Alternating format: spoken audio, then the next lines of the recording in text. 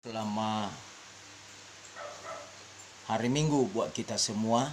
Renungan di hari ini Bapak Ibu Saudara saya ambil dari Bilangan pasal 14 ayat yang ke-42 berkata begini. Janganlah maju sebab Tuhan tidak ada di tengah-tengahmu, supaya jangan kamu dikalahkan oleh musuhmu.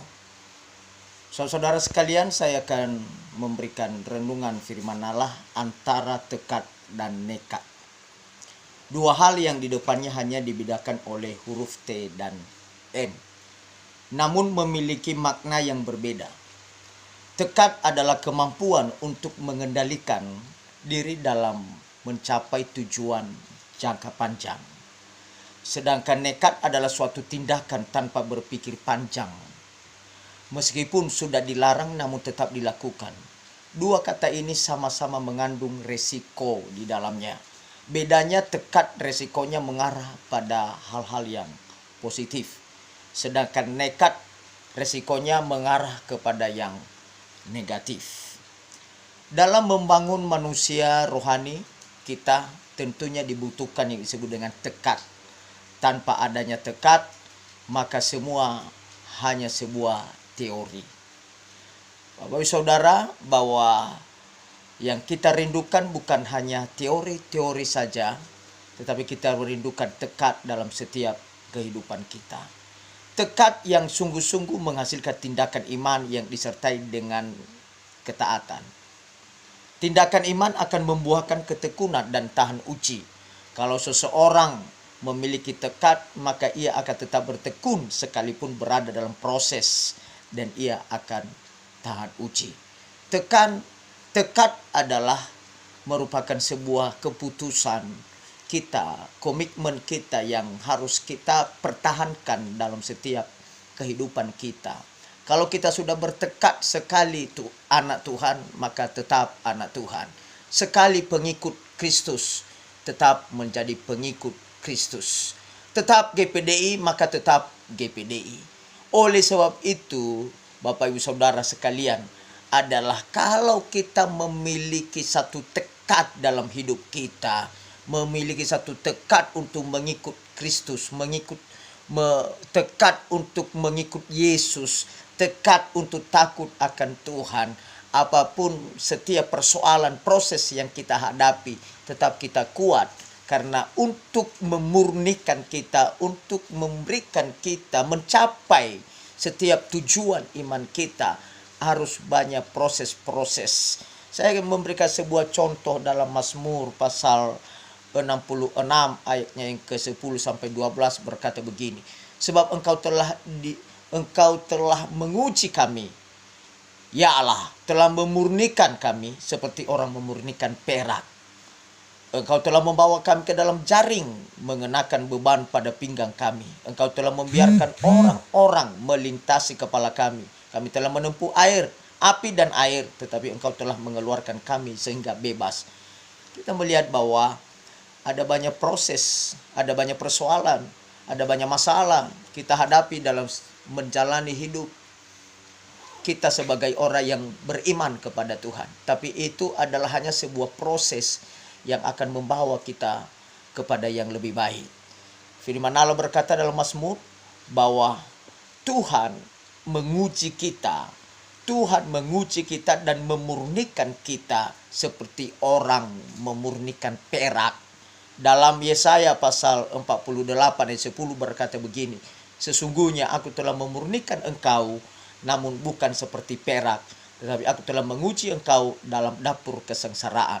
Tuhan uji kita bukan seperti, Tuhan memurnikan kita, menguji kita tidak seperti perak yang hanya dimurnikan oleh api, tetapi Tuhan uji kita dengan dapur kesengsaraan, penderitaan dalam setiap kehidupan kita. Salah satu contoh dalam tokoh Alkitab, Bapak Ibu, Ayub.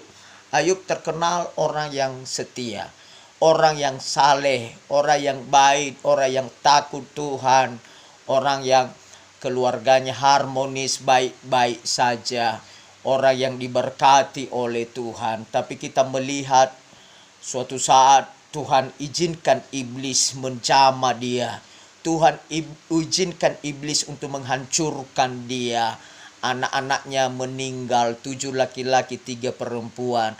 Hartanya habis, sahabat-sahabatnya meninggalkan dia. Namun dia tetap bertekad bahwa tetap setia kepada Tuhan.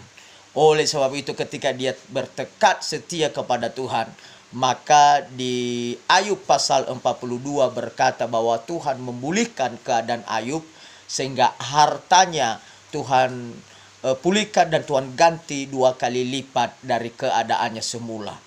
Keadaannya semula terkenal menjadi orang kaya, tetapi rupanya Tuhan gantikan itu 2 kali lipat bagi Ayub. Lahir anak laki-laki dan lahir anak perempuan 3 orang yang tercantik di daerah itu.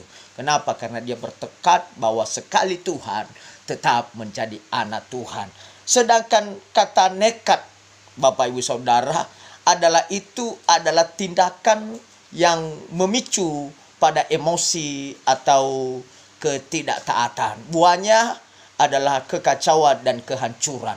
Seperti yang dilakukan oleh bangsa Israel ketika menghadapi bangsa Amalek. Tuhan berfirman kepadanya, jangan engkau maju berperang. Tetapi mereka tetap nekat berperang melawan orang Amalek. Apa yang terjadi dalam kehidupan mereka? Sehingga mereka binasa, hancur, bahkan pun sampai bercerai-berai. Hanya oleh karena mereka tidak dengar-dengaran kepada firman Allah. Oleh sebab itu kalau Tuhan sudah memperingati, jangan nekat untuk melawan firman Allah. Jangan nekat untuk tidak melakukan firman Allah. Itulah disebut dengan kata nekat. Maka Tuhan sudah mengingatkan kita Bapak Ibu Saudara bahwa mereka nekat dan maju. Akhirnya orang Amalek, orang Kanaan menyerang dan mencerai-beraikan mereka. Sudah diperingati jangan maju, namun tetap nekat. Ujung-ujungnya kalau sudah kepepet baru menyesal dan minta ampun sama Tuhan. Bagaimana caranya supaya kita terhindar dari perbuatan nekat? Dengar suara Tuhan dan ujilah segala sesuatunya terlebih dahulu. Suara Tuhan bisa datang melalui pemimpin rohani kita yang memberikan kita nasihat. Dan juga suara Tuhan bisa datang melalui nasihat-nasihat orang tua kita. Bahkan juga suara Tuhan bisa datang ketika kita mendengar dan membaca firman Tuhan. Bahkan juga bisa juga suara Tuhan bisa juga kita dengar dari konfirmasi dari Roh Kudus yang ada dalam hati kita. Kalau Tuhan menegur kita, maka kita ikuti, karena itu kata roh, bahkan konfirmasi daripada Roh Kudus yang ada dalam setiap kehidupan kita.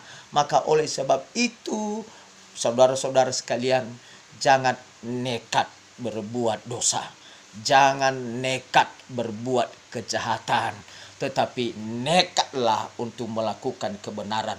Tetaplah bertekad untuk melakukan firman Tuhan. Jadi saya memberikan sebuah pertanyaan di akhir daripada renungan ini.